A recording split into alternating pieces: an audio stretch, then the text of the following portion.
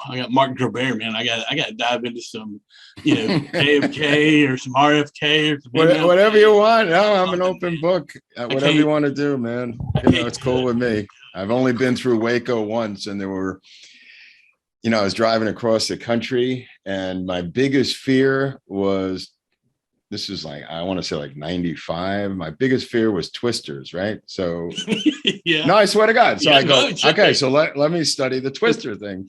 I look, I'm in New York, right? I borrow one of my brother's beat up Ford Tiempos or some shitty car. And I'm going, I got to look up this twister thing. So it says, well, make a long story short, if you encounter a twister, get underneath an overpass, right? Yeah. It's like, okay, I can live with that. Forget about the twisters, get by Waco. All of a sudden the radio is going crazy, complete rainstorm, right? I put on radio, every channel is going blah, blah, blah, blah. And I'm trying to get underneath, one of those overpasses. Of course, every single one of them is occupied. And there's nothing I could get under. And it is torrential. And I look off in the distance as I'm approaching Waco. And there's not one twister, but there's two. There's two. Yeah. And they're going like this. And I'm trying to drive in between them. And I was scared shitless. I got to tell you something, brother. I tell you what, it's funny, that same exact one that you're talking about, the same time frame. Mm-hmm. My dad, after he retired, even before, but he always had multiple jobs. And one of which was, there was this rich old lady in town that had this huge yard, and he was cleaning the yard up and working on it. And so these twisters come up. Of course, he's oblivious to anything around him, right? Right. Except for it looks like it's getting pretty nasty. It's raining or whatever. So I guess someone eats some lunch. So he gets in his truck, right? And literally, the church. But I mean, he didn't notice anything. He's like, well, it's getting pretty bad. But then it pulls the ladder up out of the back of his truck, puts it in front of the truck, spins it around about 10 or 12 times, and then throws it down. Wow. He's like, well, that's some odd stuff, right? Right. And then a big aluminum beam just comes slamming right next to the truck. And about 20-foot aluminum beam that had come out of a church that had hit 200 feet behind him, skips him, levels a grocery store that's probably, 200 yards on the other side, and then the thing's gone. And so he's like, looks around, and and he just grabs the aluminum beam, chunks it on the truck, and comes home. Right? Wow! And you guys are used to it. I was just all through my life. My biggest fears, whatever they are, always come true. It could be the crazy, dude. I swear to God, my whole life I go, oh, that could never happen. Always happens. Always happens. You think you're about to get a raise from your boss, you're fired. It's always the opposite of what I think is going to happen. Right. And always those fears, you go, that's a really crazy fear.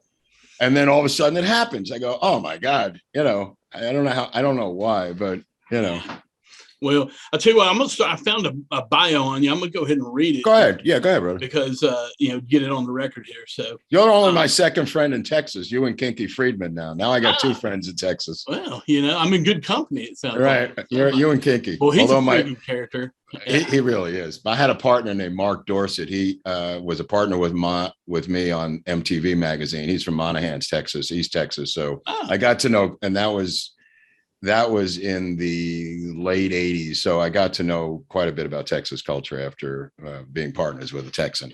Well, I mean, it's unlike the rest of the country, man. It is. But anyway, let me get this on record for everybody. Yeah. Mark Groubert was born in Brooklyn, New York.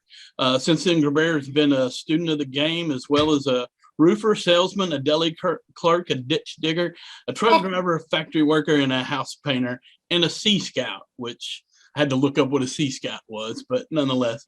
After leaving Bard College, he attended New School for Social Research in New York City, and later NYU Film School.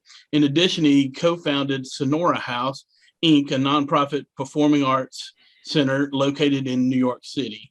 He was the editor for National Lampoon's magazine from 85 to 90, where he created such cult favorites as Mass Murderer Trading Cards, Sexual Jeopardy, The Home Game, and National Lampoon Dirty Joke Book. He created, published, and edited MTV To Go magazine for MTV Network. It was nominated for Best Editorial in 1990. Groubert produced the original Toyota Comedy Festival with help from Alan King in New York City. He also produced Mambo Mouth, starring Emmy and Tony award-winning John Leguizamo, probably butchering his name, but at the Orpheum Theater in New York City, and received additional credit for the production of Mambo Mouth for HBO and Island Pictures. Groubert co-produced On the Ledge, an avant-garde variety show for HBO, and served as talent.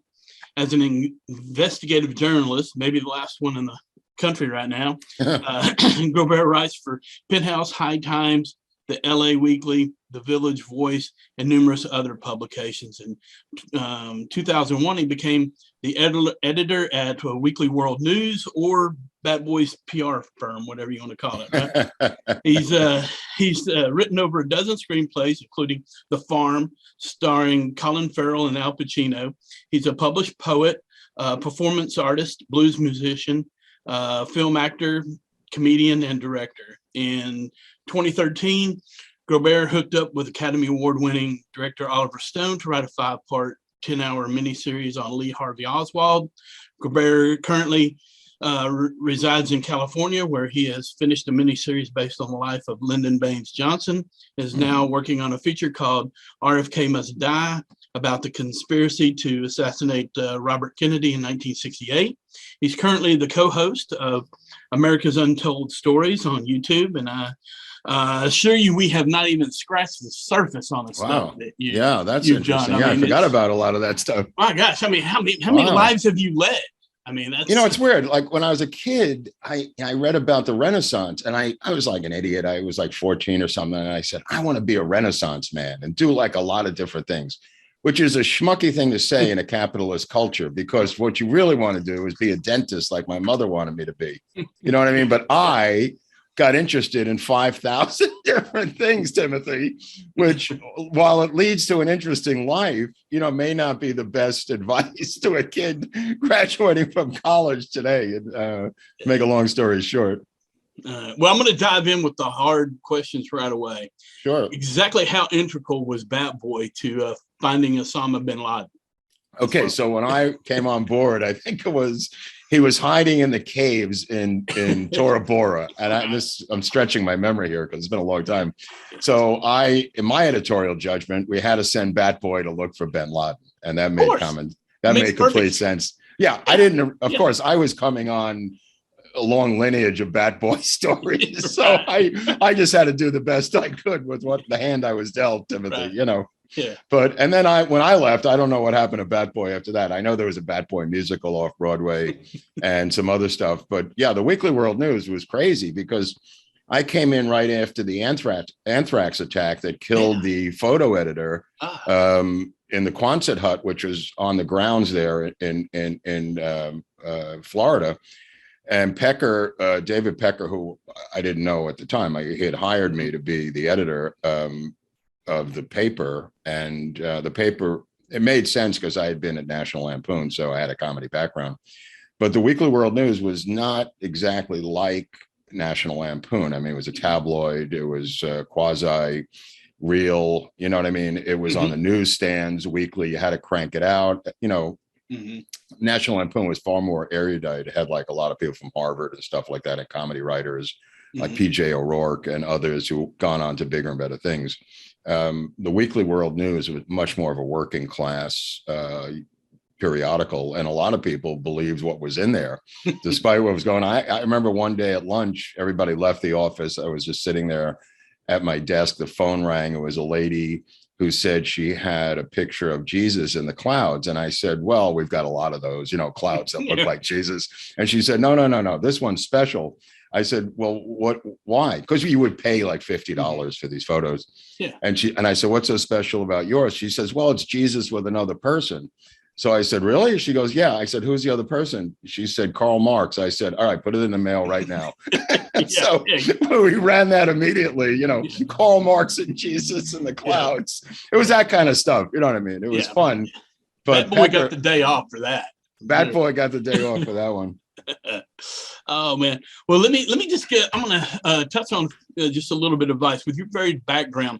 One of the groups that I'm going to kind of send this out to we've got a group of of creatives, here in Waco that are trying to, do their art, do their thing, whether it be, traditional painting, sculpture, or some sort of performance or whatever it is.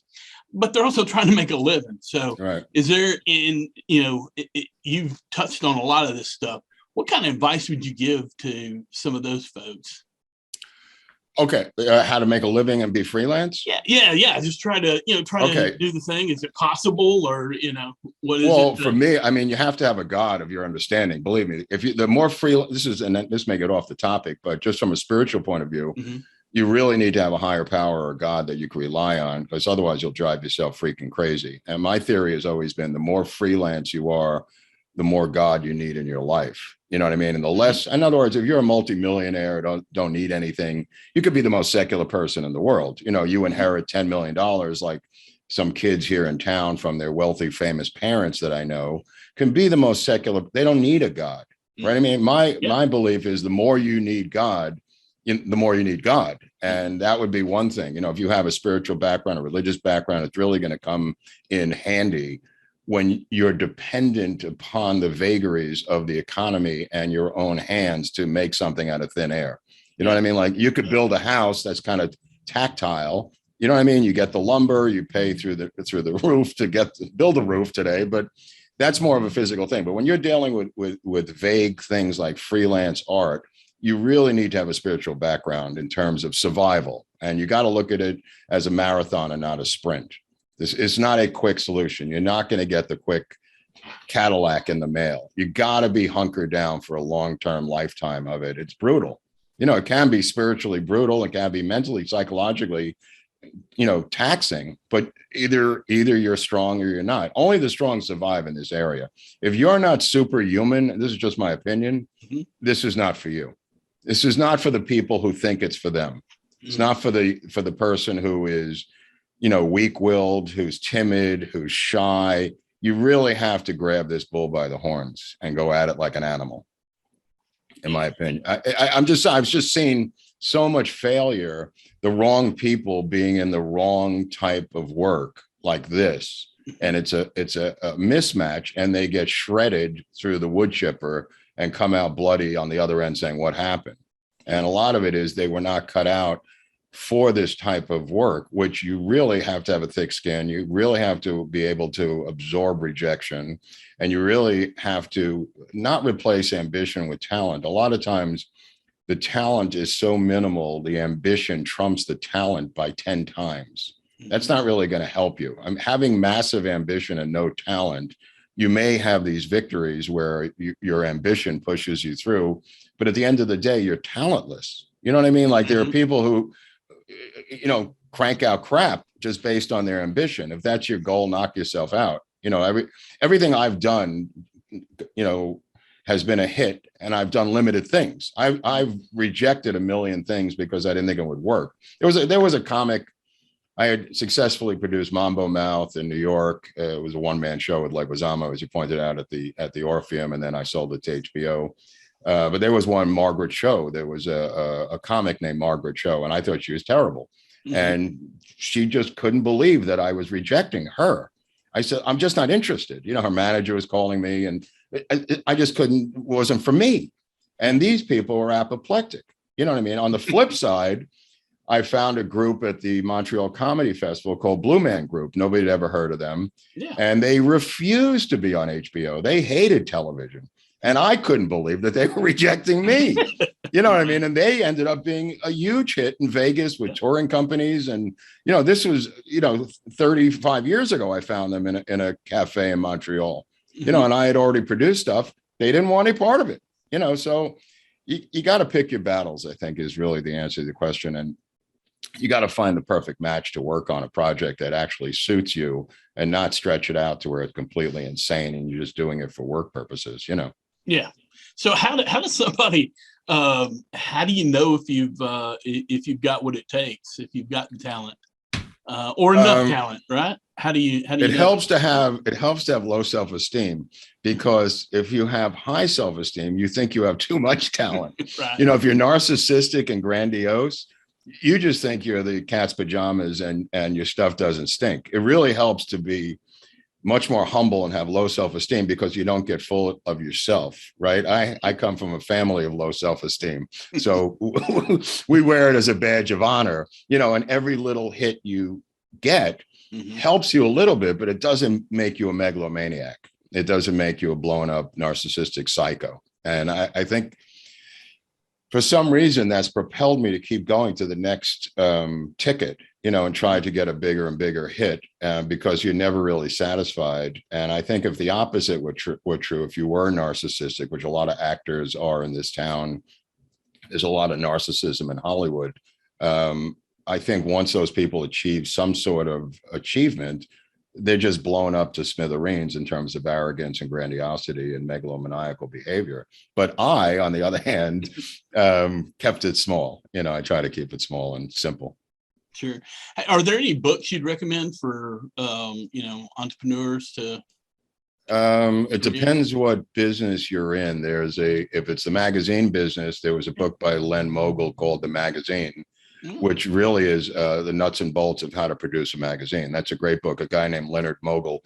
And Mogul was the publisher of National Lampoon and Heavy Metal magazine, which was our sister publication at the time. The book's not as relevant today, but if you want to get into that area of media and start out, like I had come out of print, and when I came out of print, I put myself through film school because I wanted to be a screenwriter, and I needed that film school background to begin writing for screenplays. And I had already written for magazines, so I had to learn. So to learn that craft, I made myself into a location manager in New York to be on the set of movies, not to be a location manager, but to learn the physics of how a film worked. And the reason I wanted to learn how a film worked, so when I wrote a film, I didn't come off like a schmuck, not knowing how a film worked. You know what I mean? Right, yeah. So to learn the nuts and bolts, you had to be there. So I merely found a profession, which wasn't my goal, but I found a profession temporarily called location manager because I knew New York City inside and out. My grandfather had been the campaign manager to the mayor in Pelletier in 1952. So I knew New York City, which is just something I was able to use as a tool, Timothy, to help me get this job. Once I got the job, I was able to examine the nuts and bolts of how a film was made. That allowed me more freedom as a screenwriter, let's say, in that profession, because I've had a lot of different professions. That profession allowed me to see how films worked and be able to write more clearly, if that helps. Yeah. Well, yeah, I've done a little bit of background work. There's not a ton in Texas, and it was years ago, but I did notice everybody, I forget the guy that was doing the craft card. I mean, he had a, he had a script he was trying to get done. I mean, everybody had some of the lingo, I was the only guy just there for the experience, I think. Right. It was, and so, I mean, that sounds like great advice to just kind of, get in there at any level. Yeah. And I mean, if that's what you wanted, if that's what you want, I don't know, it's a varied background. I mean, I've written books, I've written magazine pieces. I mean, I look at myself more as a writer in general. You know what I mean? You should be able to write across all medium, and each one is different. Each medium, like writing for Penthouse or writing for a magazine or writing as an investigative reporter for the Village Voice, for instance, is completely different than writing a screenplay. But there are different rules, is what I'm saying. You got to learn these techniques. Sure. So what are you working on right now that's exciting? Well, we just started this channel, like you said, America's Untold Stories. I mean, we started it in October and it's gone really well. I'm really surprised. I mean, what we're trying to do is not be a conspiracy channel, but to tell untold stories. For instance, the story of David Steves, who was a jet fighter pilot. Oh, yeah. I don't know if you saw that one. Yeah. I mean, how do we get that made? That's got to be a film. That's well, a lot. I know. I saw that thing. I've never heard of this guy. I mean, it's really so apropos of what's going on right now. I mean, I thought so. Yeah. How do you? I mean, somebody's got to do that thing, right? I mean. Well, I mean, a lot of these. You wrote the script yet? No, I just wrote a very complex treatment of it. That's I think we put up on our locals page. But I mean, it's those kind of stories. I wanted to tell America's untold stories, and there are quite a few of them that people don't know about. Like I said, I worked with Oliver Stone on this Oswald project, and A lot of stuff has to do with Dallas and Texas and stuff. And that now I'm doing a series for America's Untold Stories on LBJ, which you might have seen. It's a 4-part thing. I ended up testifying at the Sirhan parole hearing in August, trying to bring some light onto the Sirhan case. I had written a screenplay about RFK that RFK Jr. now has, and his son, Bobby 3, is a director. So they have that script now, which you mentioned in the bio. So a lot of things float around for years, and it takes, and you really have to look at it like a marathon. If you think you're going to get a quick hit out of this business, you're crazy. I mean, Oliver and I went around trying to sell this Oswald project, which was a 10-hour miniseries, and we were unsuccessful in doing that. So other things spin off of that. You meet other people, you get other opportunities, things happen, you know what I mean? Yeah. And even with Oliver Stone, we couldn't get it made. So we did the best we could, but believe me, they did not want to hear from me and Oliver Stone with a $40 million Oswald miniseries at that time. But that's not why you do it. I mean, you do it because you have to do it. You know what I mean? Like it took me a year and a half to write that. It was 5 2-hour scripts, Timothy. You know what I mean? And you have to be willing to dedicate your life to that. And look, I don't come from money. My father was a jet engine mechanic at Kennedy Airport. I'm a blue collar union kid. You know what I mean? So there's a lot of wealth and a lot of people here who come from money with a lot of security nets. And if you don't have a security net, like I said, you need a big God. And otherwise, you can have your parents support you while you write scripts in the basement. That's another world. I had to make a living. So when you read all those different jobs that I've had, those are jobs that kept me alive to do the other work. Yeah. I mean, I've done roofing, I've done truck driving, I've done, painting, I've done, all these different jobs for 2 reasons. One, I learned early on that writers have to write about something, and you have to live a life to write about.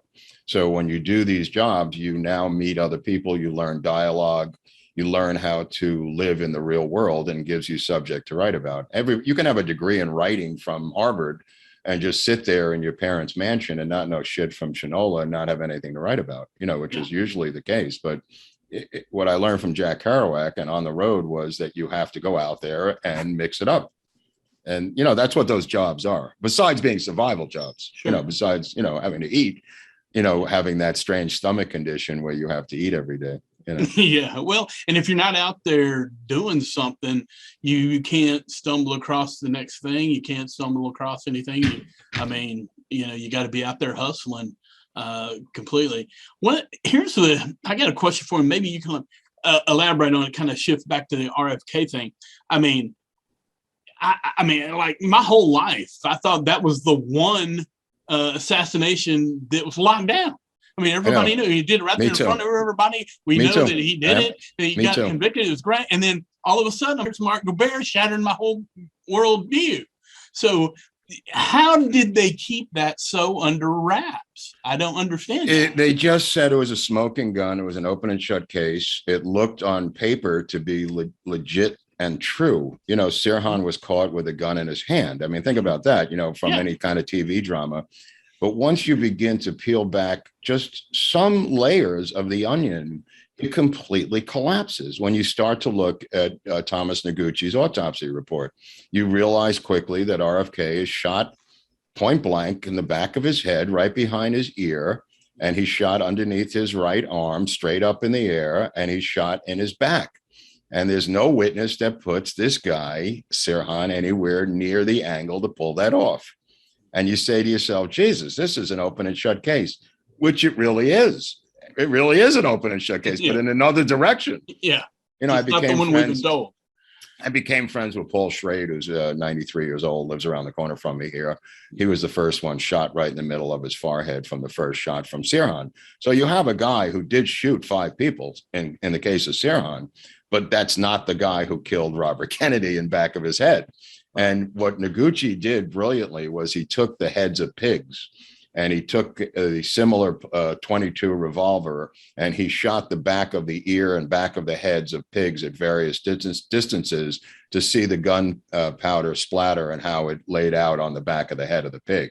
And he was able to discern, which is now standard police and coroner's business to do that. And Noguchi was one of the forerunners in that. And he was able to discern the distance of the muzzle based on the gun powder on the back of the pig's heads. And he also brought in, when he did the autopsy, because of Dallas, he brought in the top autopsy guys from each military division. He brought in the Air Force guy, the Marines guy, the Navy guy, and the Army guy, and not to mention Fink.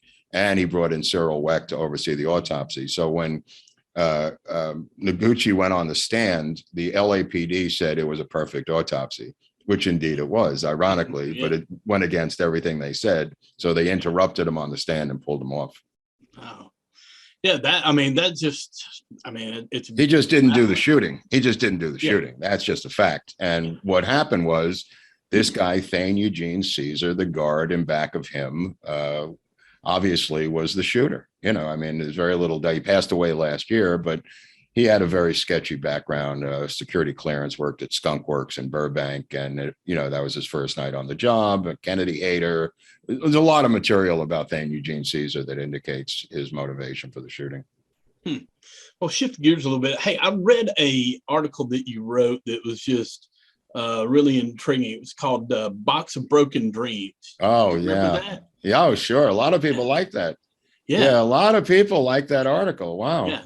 I forgot about that. Yeah. Have you, and you wrote that, it's been a while back, hasn't it? And yeah, that's about 2009 or something, around in there. Yeah.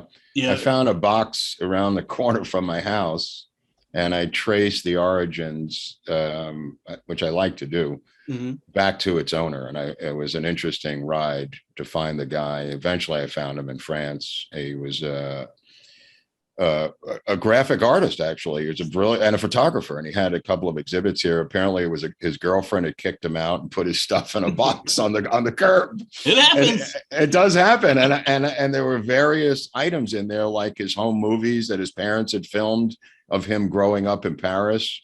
So I sequentially watched the DVDs of him growing up, not knowing who this guy was. It was just, there were comic books in there and different art things. And as I watched the DVDs, the last DVD was him as a waiter in a cafe down the street from my house. And I literally ran out the door, ran down there, and I said, "Do you know this guy?" And the girl started crying, the other waitress. And I said, "What's the deal here?" And she said, "That's Philippe. He's addicted to heroin. He's homeless." I go, "What?" Anyway, I eventually traced him back to a house in Paris and a farmhouse, which got him on the phone. It was fascinating. So, as I recall, things ended up, he's doing pretty well there, at least. Yeah. Oh, yeah. He just couldn't make it back in the U.S. It was his American dream to come here and be an animator for Disney, but because of heroin and his other problems, it was a broken dream. Yeah. He actually had the talent. That was the point. He really was a talented guy, and he had some photo shows downtown LA that were well received, and he could have made it. Did you? I think the article or somewhere I said that you were kind of chasing after a portfolio that he might have had floating around at some ex-girlfriend or whatever. Did you ever manage to? No, I never found that, but I did find some of his photo works in there. Yeah, there were some exhibits in there, which was enough to give me a sense of his work, at least. Yeah. Well, that's interesting. So, where do you get your news? Where do you get your information? I mean, it's like I'm listening to you drop these bombs that nobody's ever heard of. And well, first of all, you got to read a lot of books. I mean, when I was a kid, my parents had the Encyclopedia World Book. It wasn't Encyclopedia Britannica. They had an offbeat one called the World Book. Yeah. And they had, it was like 25 volumes, but it only went to 1939. So if you looked it up, it said Hitler, current Chancellor of Germany. So up until 1939, I was a genius, Timothy. But anything past 39, I had to find out for myself. So that kind of gave me some curiosity as to what happened after 1939. And I became a library rat. You know, I loved looking at microfilm. I love the old, you know, the way you had to thread the microfilm and go in a library and do that. I mean, I come from an analog world. Half of my career is in the analog world and half of it's in a digital world. So it kind of split me down the middle time-wise. A lot of the Lampoon stuff and a lot of this older stuff has not been digitized yet. You know, so it's hard to find. You know, you try to tell people about it, but when something's, I mean, such a small amount of our stuff is online, quote unquote, in general as a society. You know what I mean? A lot of it's been lost and hasn't been digitized yet. And one of the things that, let me ask you what your take on it is. It seems to me like, even though, you know, everything that we have, you know, last, I don't know, a few years has been digitalized, it just seems, I mean, there's tons of information, right, but it seems to be that, you know, it's like one guy had an idea and like 10 million people just copied his idea or wrote what he said, you know? And so it's like, yeah, there's a lot of stuff out there, but there's not that much when you drill down into it of substance. And, you know, how is that to research versus, you know, digging into the analog stuff, knocking on doors? I mean, I'm sure you can move a little faster with the things that are digitalized, but what's your take? Right. Yeah, it depends what your subject matter is. If your subject matter is a pre-digital era subject matter, you have to go to the pre-digital era stuff. You know what I mean? Like, in other words, like LBJ, right? Yeah. So, okay, let's take LBJ. So where do you find the stuff? You could read Robert Caro's books, the 4 great books by Robert Caro, but there's more to LBJ than Robert Caro. I mean, so what do? What I traditionally do is find the people who worked around a person and read their memoirs, because in their memoirs is stuff that's much more intimate of the person than somebody who's a biographer looking in from the outside world. So if you read Richard Goodwin's or Bill Moyer's memoirs about LBJ, you'll find out that some paths cross. And when those stories are the same in both books, you have the closest thing you could get to the truth in my investigative world. You know what I mean? I'll give an example. Right. So Moyers and Goodwin get together and they're freaking out about LBJ, right?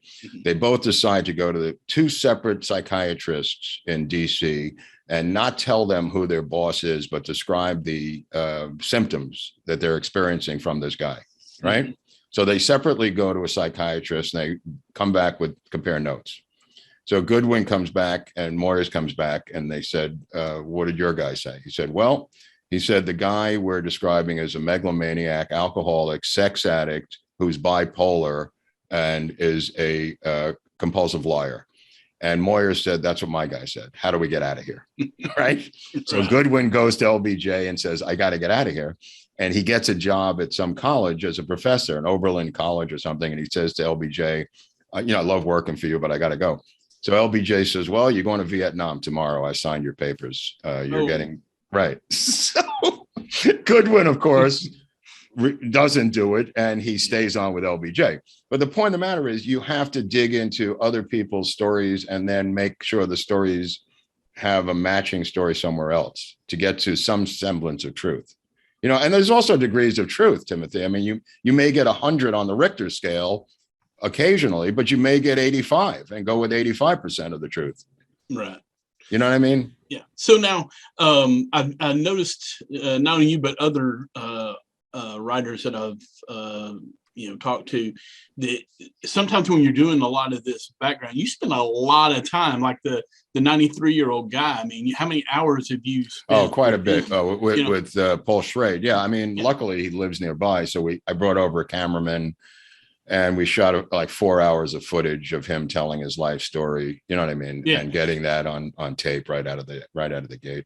Yeah. So how does that start? I mean, what's that conversation like? Well, with the Paul Schrade story. Yeah. The Paul Schrade thing was he'd read my RFK script and called me up and loved it and said there's a lot of truth in that. And then we lived in Hollywood. So, I mean, he's a former union executive, United Auto Workers, and was a close friend of the Kennedys and invited me over to help with he knew that I knew the entire case by reading the screenplay. He knew that he could tell that I knew the case. And he asked me if I could be his voice as a victim's advocate in the parole hearing, let's say. So now he's a victim. So he gets the right as a 93-year-old man to select an advocate, a voice, which was me in this particular case. So then you develop a relationship with the guy, and obviously they look into your background, I presume, you know what I mean? And it was enough for him to be satisfied, and his mutual friends, I'm sure, that we probably had, Yeah. And so, I mean, he knows Oliver Stone, and there's, different people. So when you're, researching some, subject, how do you, how do you develop those relationships? I mean, are there any tips, or is it pretty straightforward, or, maybe on the colder situation? I'll give you an example. I did an expose on a fraudulent rehab here called Passages. It's like $75,000 to $80,000 a month, and claims to have the cure for addiction. Right. So apparently it doesn't work, but I called. It takes all your money, and then you don't have any money to buy anything, right?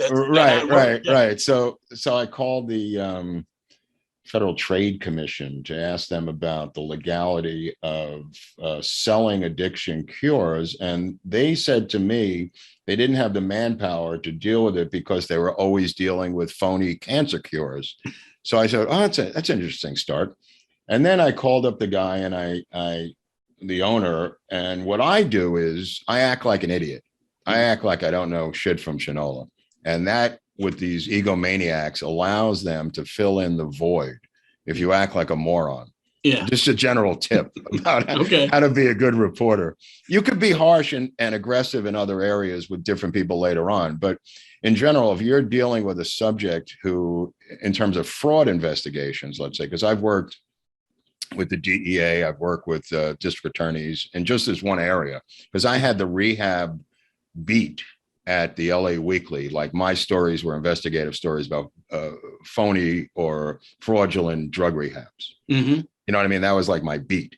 So I, on occasion, would, reach out to law enforcement and say, look, this, there's a situation here. This guy died in the rehab as soon as he checked in. And those kind of situations help both of us. It helps law enforcement, and it helps me as a reporter, deal with a particular case. And then you have the reverse, where lawyers, this happens quite a bit. Lawyers will reach out to you because they want you to do a story about a client that they're representing who's suing someone.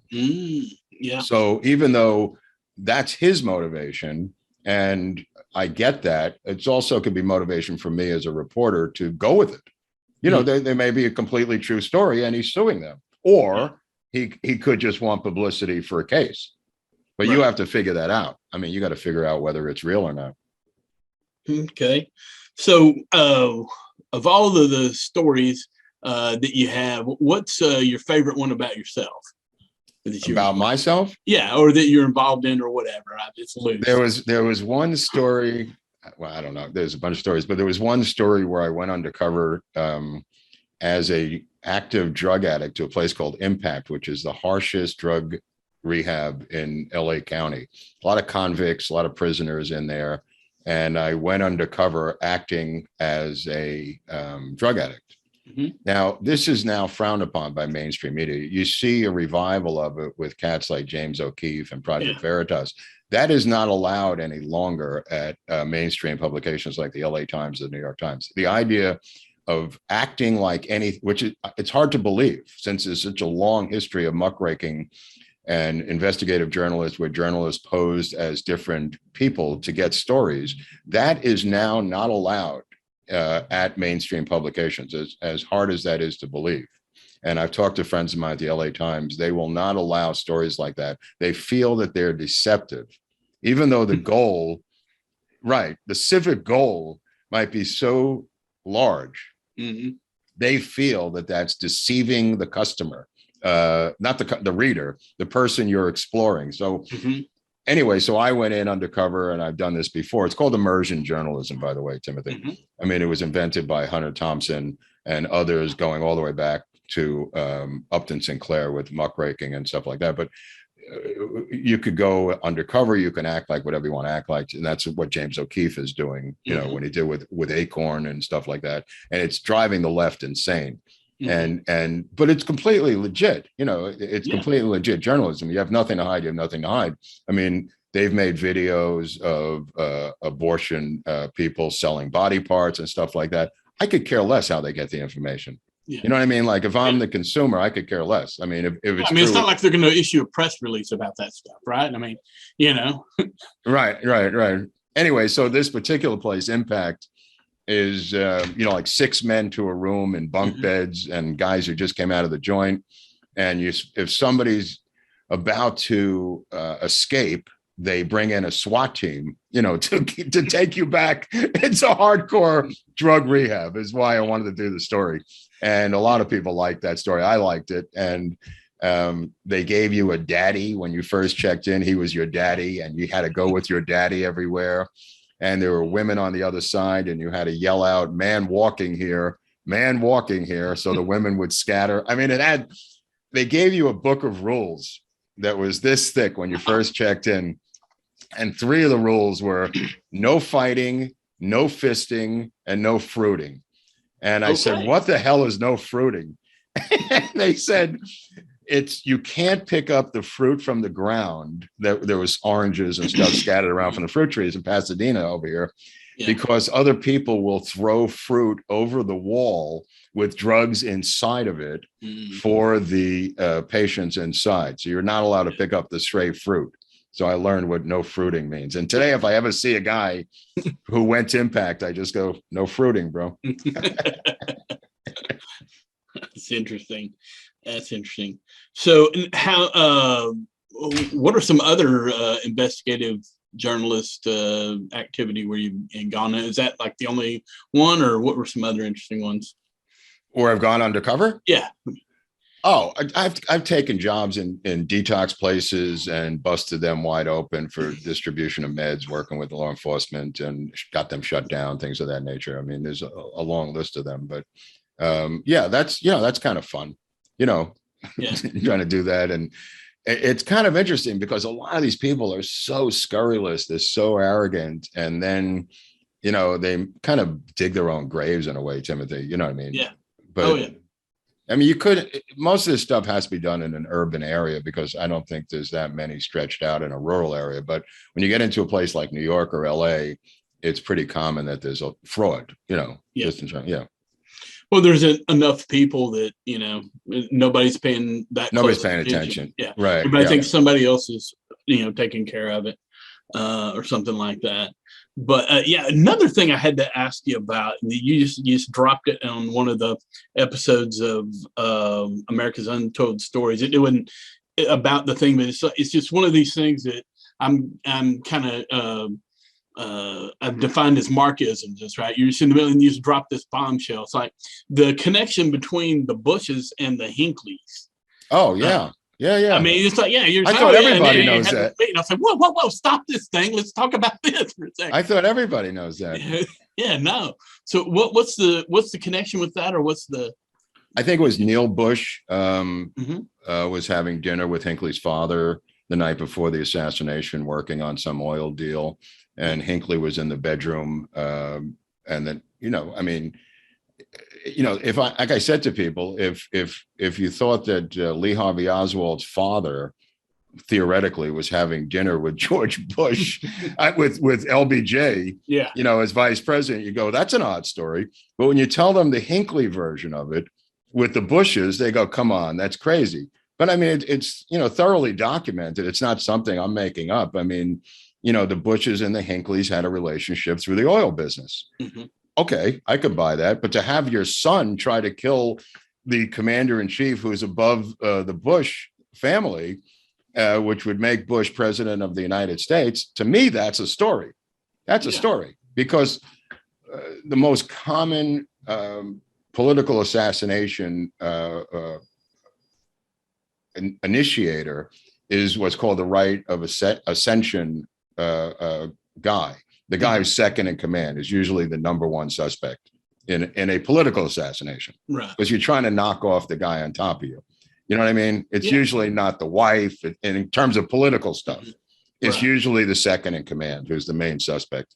So, for Bush and his family to have a relation with the Hinkleys. You could say Hinkleys is batshit crazy as you want. It doesn't diminish the fact that the families are connected in a very close way. That's a story to me. That's a story to me. Yeah, and then, of course, when you drop that bomb, I got to jump on the internet and learn what I can about it, right? Did you find anything? Was I right? Yeah. I mean, I found very similar stuff, but the other thing that I found, who knows if it's true? One guy, spouting it on the internet, but that he worked for a place called he was very involved in this nonprofit and worked there, World Vision International or something. And apparently the same guy that shot John Lennon worked there as well. Oh, yeah. Yeah, there is a connection to that. So, David Chapman. Yeah. There was some, interesting, out of Hawaii, some weird CIA related operation called World Vision. I never really went down that rabbit hole that deeply yet, but yeah, I've heard that too.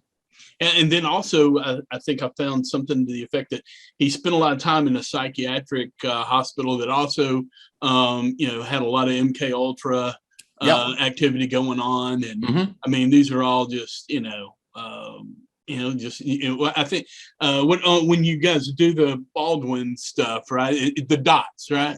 Yeah. You're not connecting them, but I mean, here's a dot. It seems odd. Yeah, we don't have the time or the format for that. I mean, that would be something I would do in a book and put a footnote and stuff. That this is kind of a truncated, quick format to inspire people to go out and do what you're doing, is to look for the rest of the information. You know what I mean? I'm not doing it for myself. I mean, I know this stuff.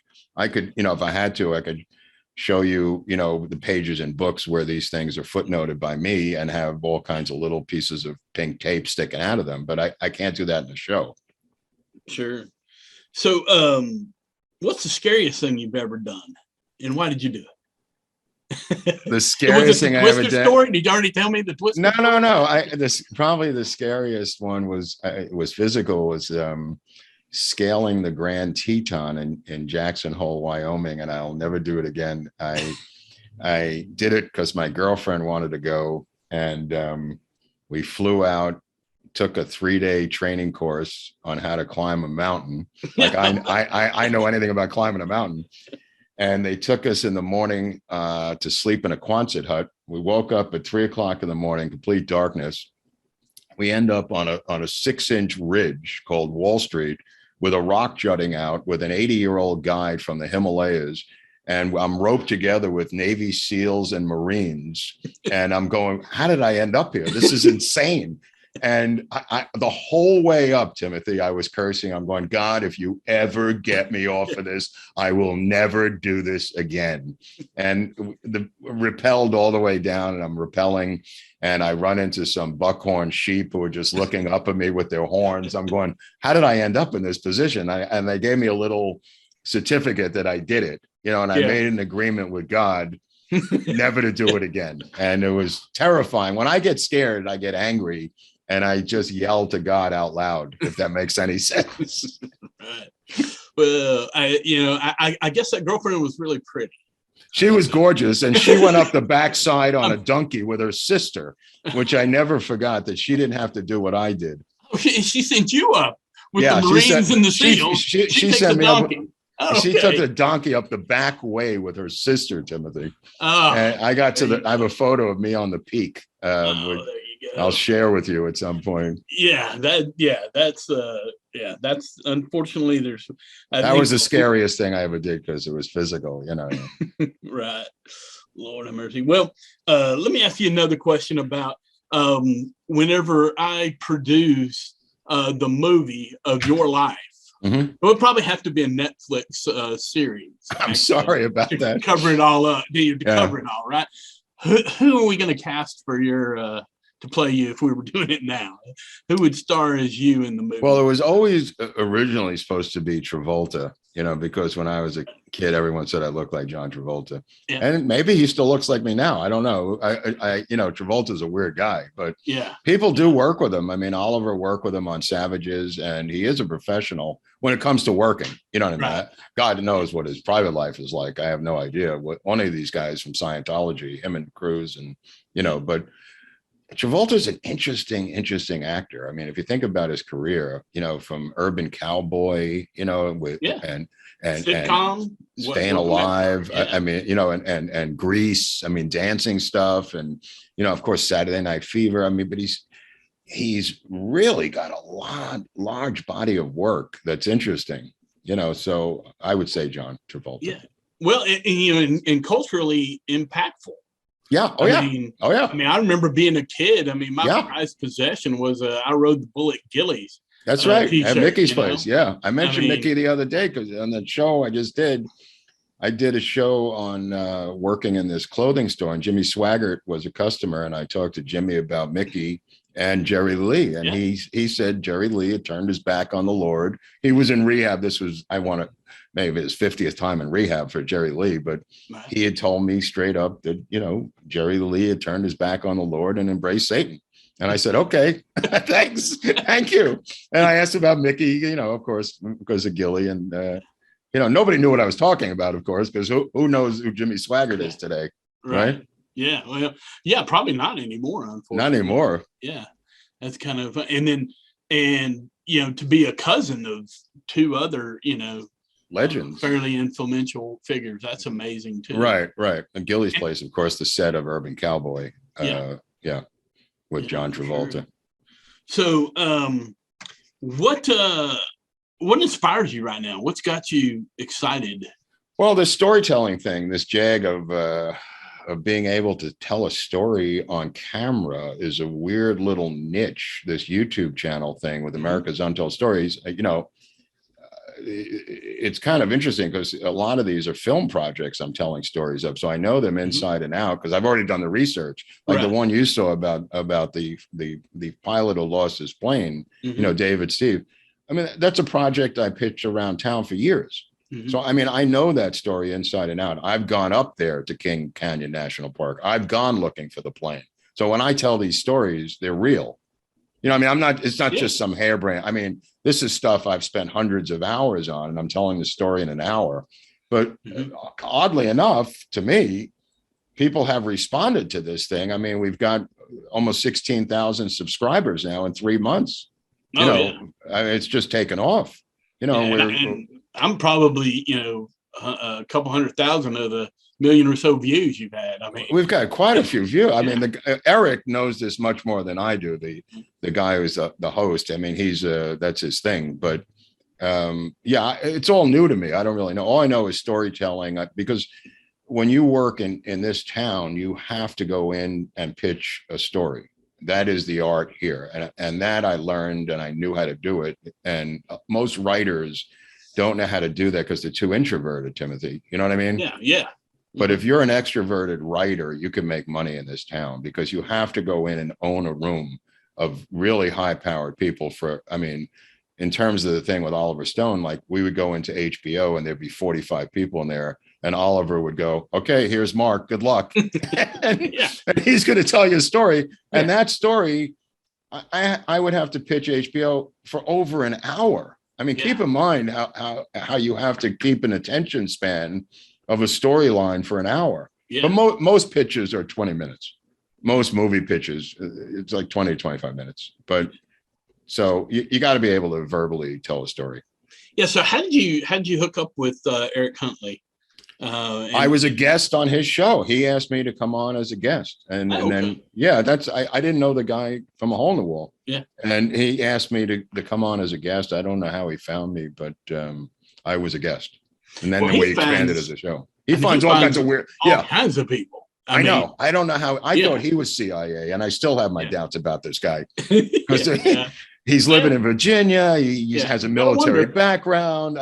He keeps bringing on CIA people left and right, and he gets very evasive when I ask him, Timothy. So I'm not so sure about this guy. Yeah, you never know, but but right now it's working. Right now it's working. So I mean, whatever. I guess.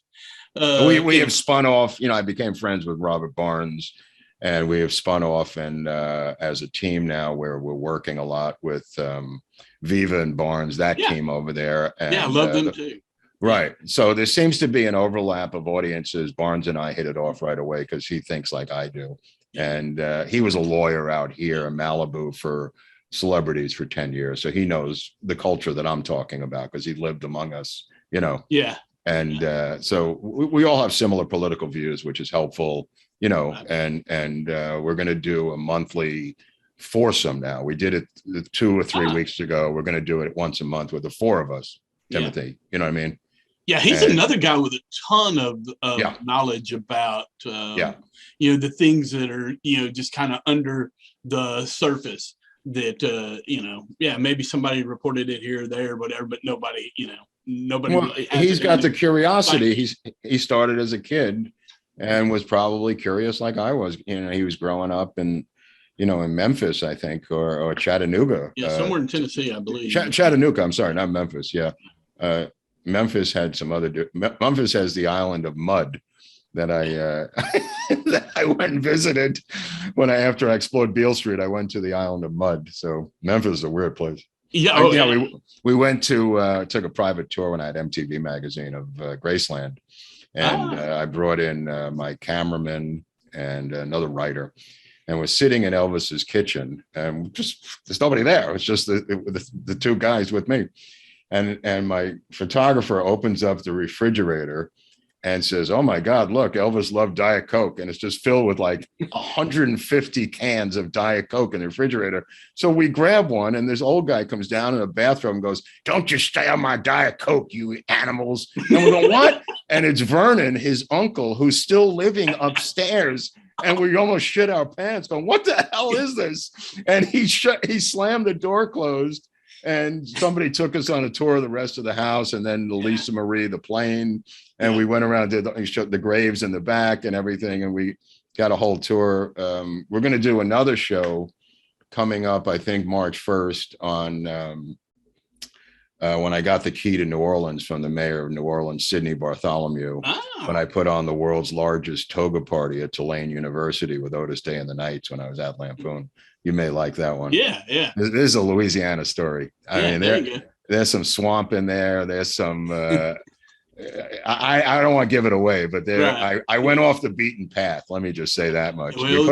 We did put on the world's largest toga party. The Guinness Book of World Record was there. That was established, but then I went exploring some of the darker areas of outside of New Orleans, and almost got in trouble.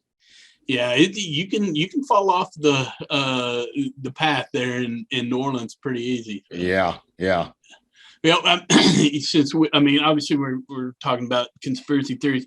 I got a friend of mine who, actually he's a performer. He has a Beatles tribute band, and they were fronted by Elvis for a little while.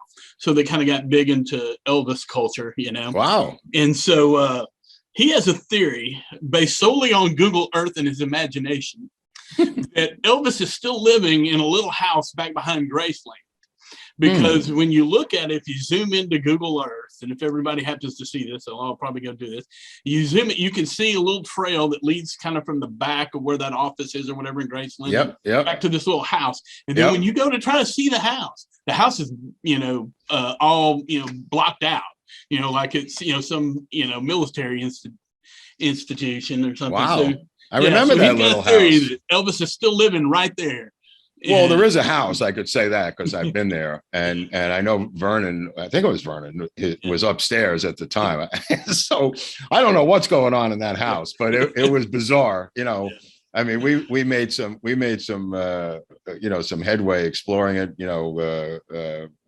going on the plane and some other things, but that could take a deeper dive. I think you're right. Yeah. So, but if he ever gets his chance, I'll put him into researching that and see how it all goes.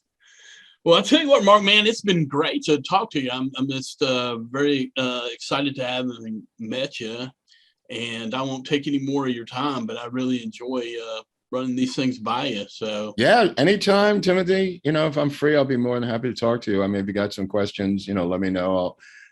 I'm an open book. I have nothing, if I know the answer, I'll tell you. If not, I'll tell you I don't know. I mean, I could care less. It's just some things that I've learned that I think people like yourself and other Americans should be aware of, the stuff that I've uncovered over the years. I think they would really enjoy it. They seem to, enjoy the fact that they're not getting this straight party line, that we've been fed for so many years as Americans. What do you think the kind of the best story or thing to introduce somebody that's, completely clueless to all this stuff going along would be to introduce them to? Because if you go too far, okay, you could take Oliver's 10-part series on the untold story of the United States on Showtime.